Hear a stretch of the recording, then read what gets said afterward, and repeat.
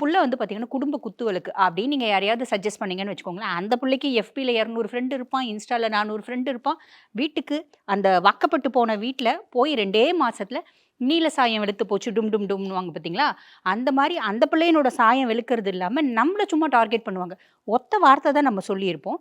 நம்ம ஒத்த வார்த்தை சொன்னத அவங்க போயிட்டு பார்த்துருப்பாங்க, புடிச்சிருக்கும், கல்யாணம் பண்ணியிருப்பாங்க.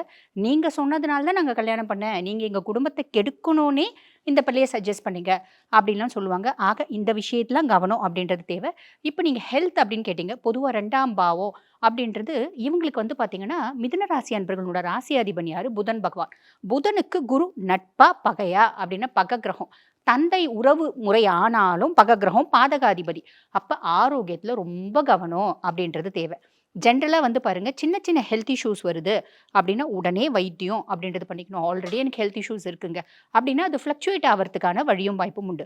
காசு இருக்கும், பணம் இருக்கும், நிம்மதி இருக்கும், சந்தோஷம் இருக்கும், குதூகலம் இருக்கும். ஆரோக்கியத்துல மட்டும் கொஞ்சம் குறைபாடு இருக்கும். அத கவனிச்சுக்கோங்க. அதுக்கும் மேல குருனோட பார்வை 6, 8, 10ஆம் பாவத்த பார்க்கறதுனால, பொதுவா வந்து பார்த்தீங்கன்னா, நெறைய கடன் இருக்கு அப்படின்னா, அந்த கடன்ல இருந்து ஒரு விமோச்சனம் அப்படின்றது வரும்.